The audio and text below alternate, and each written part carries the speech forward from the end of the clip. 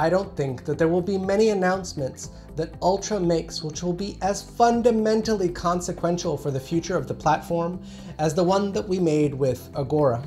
Agora is a partnership between XBorg and Ultra that paves the way forward for decentralized finance on our platform. In effect, it ensures that liquidity between the many economies that blockchain-based platforms create are all interconnected. Today, we'll be talking with our friends Richard and Louis, who will be walking us through some of the concepts that allow for this safe, fair, and sustainable GameFi hub to come to life.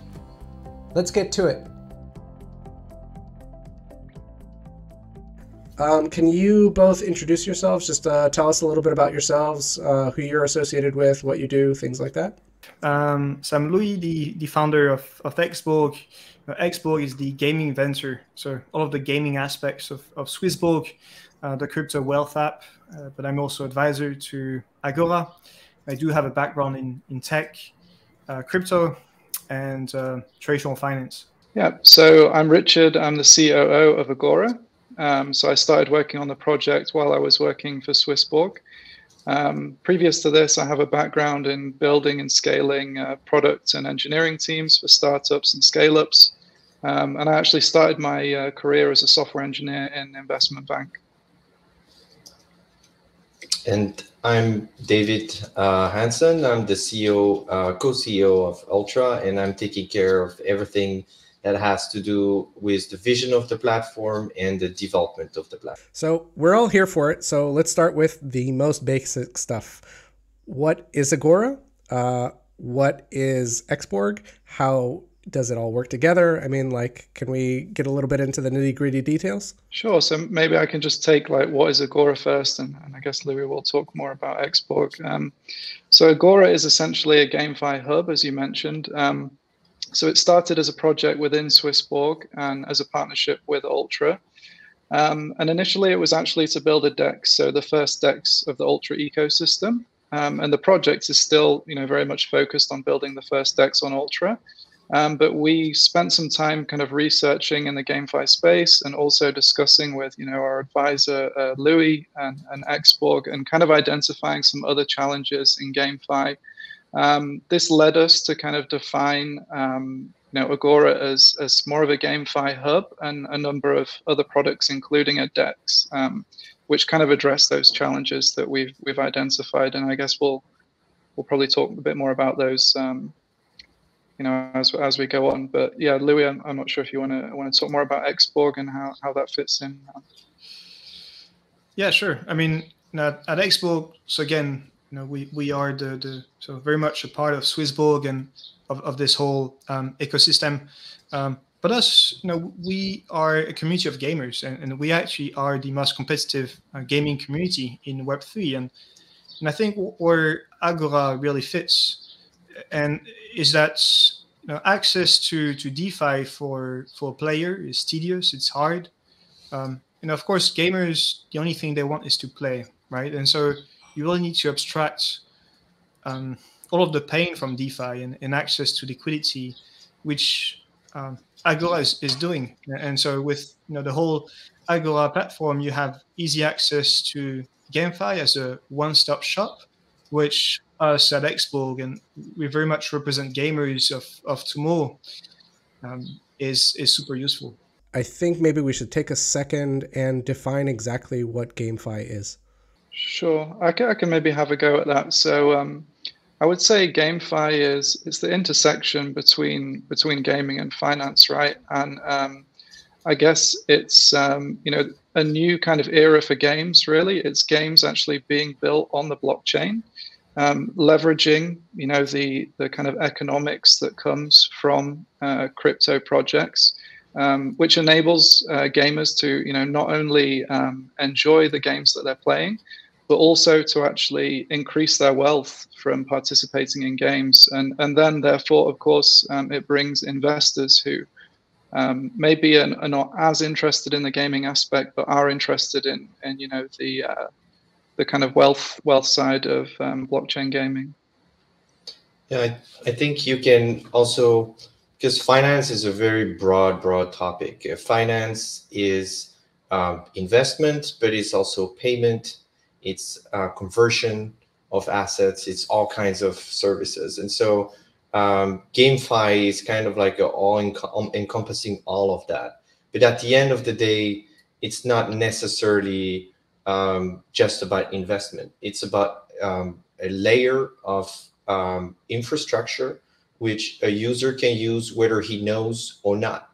Maybe you're in a game and you have a token from game A, but you're in game B and you want to be able to buy something with your game A tokens in game B. Well, maybe game B offers you the ability to do the conversion right in the game, where maybe they won't even tell you that you're doing the conversion. They will just tell you, hey, you know what? You can buy this for X many tokens of your game B. Because when you accept that, the GameFi infrastructure will take care of the conversion for you.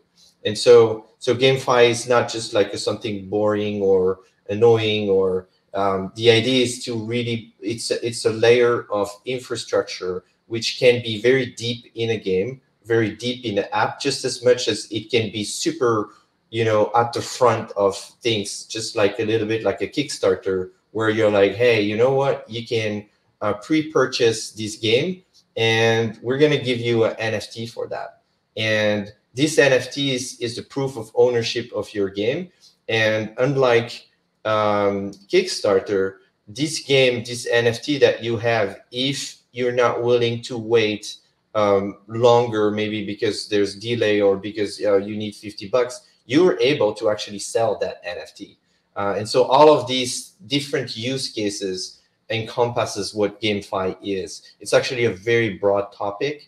And what Agora and what Xbox are doing, and what we at Ultra are kind of like enabling and fostering, is to have all of these building blocks so that different actors can make use of these and basically craft a new experience or a new product or a new service based on these foundational infrastructure building blocks.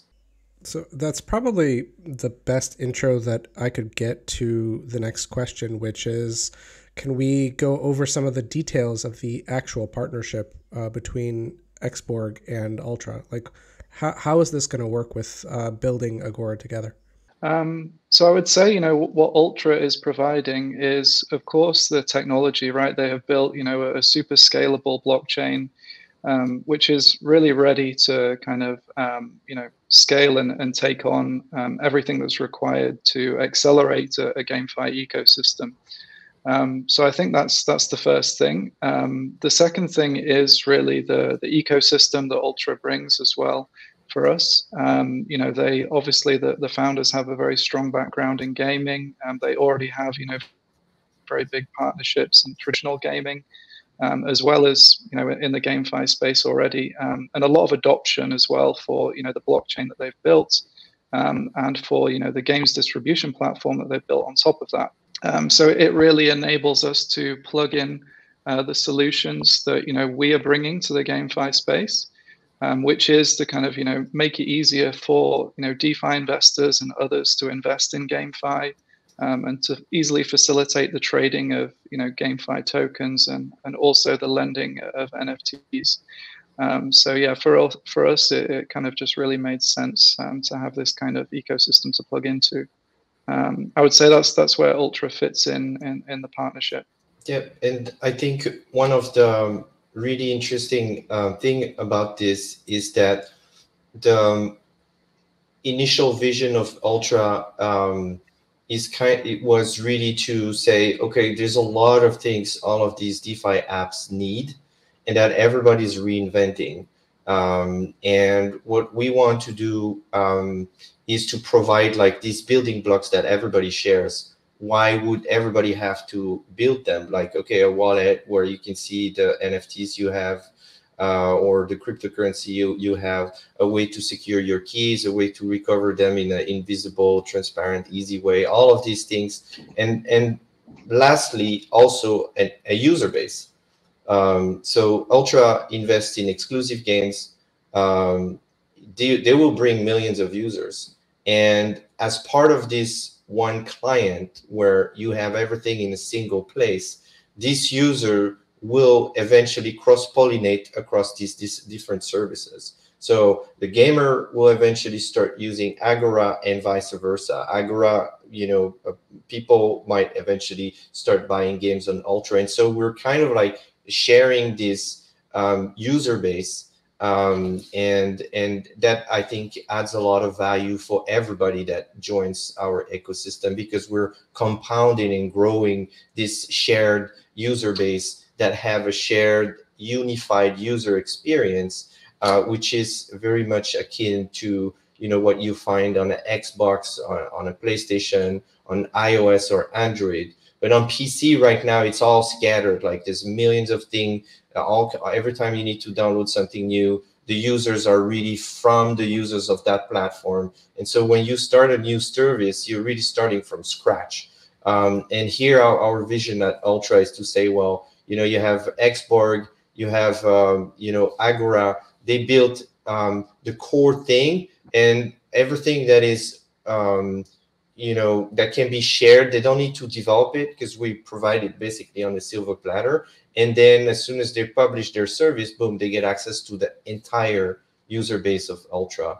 And I think this is going to be something very valuable as time goes by, and as our exclusive games are being released, so that the user base grows for everybody. Definitely. I think it's good as well to touch on some of the other aspects of the partnership as well, just for people to understand how it all fits together, right? Because I guess it's essentially really a four-way partnership, between Ultra, Agora, SwissBorg, and XBorg. And whereas, Ultra are providing this, technology, the blockchain, and the kind of GameFi ecosystem, on the other side, SwissBorg have built, a really strong community of, say, 650,000 plus DeFi kind of investors. So we're actually, with SwissBorg fully backing the projects, we're really able to kind of, leverage that and leverage their community. Obviously, from the XBorg side, they're a gaming guild, so they can kind of use the services that Agora provides in terms of NFT lending, GameFi indexes, that we'll probably touch on a bit later as well. So I think the whole kind of partnership fits in together quite well, with each side really bringing, and kind of everything that fits together to, make this partnership really, help to kind of make all of the projects accelerate in their own way. When we're talking about development, what we're actually talking about is solving problems, right? Like we're tackling critical challenges and we're looking to find solutions to them. So let's stop and talk about what you think the most critical challenges that currently limit the intersection between gaming and finance actually are. And as an addendum to that, I'd like to hear how Agora is providing solutions to those problems. There has been obviously rapid growth with GameFi, right, over the last few years. So we've gone from, say, 28,000 wallets interacting with games in 2020 to like 1.3 million in 2021.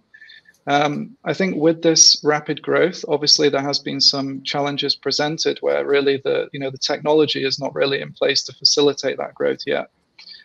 So I would say that the main challenges is that GameFi is very complicated for most gamers and investors to understand. It takes a lot of time to get to grips with how it all works and how it's all interconnected. How to know which games to actually get involved in as a gamer or as an investor, and how to do that. Which NFTs to invest in, and also how to you can maximize yields on those. And then from the gamer side as well, they're still kind of like hit with pretty high gas fees on certain blockchains. And it can be quite difficult for them to, understand how to overcome those. Well, we're also talking about stuff like security, stuff like onboarding, stuff like community management. I mean, it's not just how you're getting to the specific things that are providing you those challenges, but it's also like the getting to those challenges, right? Yeah, definitely. But yeah, so I mean, I can explain, how Agora is looking to solve those challenges, right? So just to kind of give an overview as well of the ecosystem that we're looking to build. So first of all, of course, we're looking to build a DEX, which will be the first DEX on Ultra. And we want to kind of avoid these kind of, APY wars of other kind of DEX ecosystems that are often just competing to kind of bring TVL from Ethereum. We have a very big opportunity in GameFi to tap into new sources of TVL, which we're looking to bring from the traditional gaming markets. So, we're looking to provide a lower slippage trading, high rewards for liquidity providers.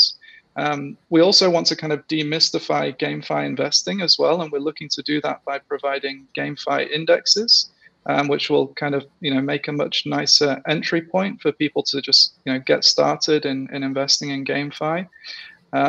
I've also already mentioned like the NFT lending aspect, which will be a kind of service that we'll provide to gaming guilds and to other NFT asset owners to really kind of help them optimize, the yield on their NFT assets, leveraging the community that we're kind of building together in this partnership. We're also going to be looking to do a launch pad as well. So this will enable the best new GameFi projects, to get access to the funding that they need. And for, as we sort of transition from traditional games moving to GameFi, those kind of new and exciting projects that have big companies behind them, this will really enable them to kind of launch those projects and kind of, provide obviously opportunities for investing for the Agora and the partner communities. Yep, and coming back on the on this, I mean the essence of that question, which was the challenges for gamers, and really like there are about 2 billion players, but they're not 2 billion investors, and so when you face a player and then you tell him about Web3 gaming, but then you add all of these components of you need to download the wallets, you need to buy some of that token, you need to have sufficient capital to play the game and buy the NFTs. Well, if you don't want to buy the NFT, you can also enter a scholarship program where you have to register, like sign up on a program, then discuss with someone. This person will lend you an asset. There's like so much friction in the GameFi space, and the user experience is pretty bad. And here I believe that Agora is solving the major pain points in the user experience of a game and of Web3 games, whereby Ultra and Agora, the two of them, provide the one-stop shop for all things GameFi and all things gaming overall. So that's very exciting. Hold on. Can we give like a very specific example here? Because I think that you guys gave a lot of really like a wide range of very specific solutions without talking about like a specific challenge and how that translates into those solutions, right? So one of the ones that I thought was really interesting was the indices, because I think that that's a very specific solution to a problem that I think is very understandable by our users, right? So you have like a wide range of games or projects, things that you'd like to invest in, but you don't have access to enough time or enough knowledge to be able to make good decisions about which bet you're going to make, right?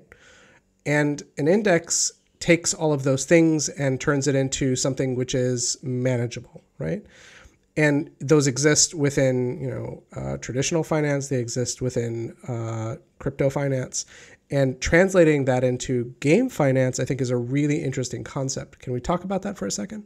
Yeah, sure. Because I guess, as I mentioned, it is, a very complicated space to understand. And, for investors or even gamers that are looking to start kind of investing in this space, to kind of, understand how all of the projects work and kind of work out where to put your money is very difficult.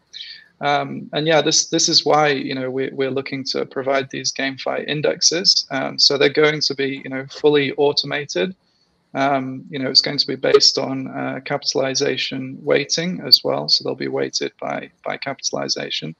But it will, I guess, just be an easy way for, those people who don't really have the time, like you say, to kind of do lots of research on the whole space, to take however much money they want to invest in this sector and put it into an index.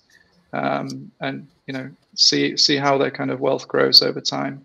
For like like a player is not an investor, but though if you're interested about the Web3 space, it might be interesting to be financially exposed to the markets. And I think where this comes in is, we have to understand that GameFi now is a very small space, and that will grow at least tenfold in the next few years. And but that would be super interesting to have indexes as per the game type, and say, if you really believe in the FPS category, but you don't really know which one is going to perform, because obviously out of the games that are on the market now, how many of those games will still be there in 5 years? So it's super hard to make the right investments decision here.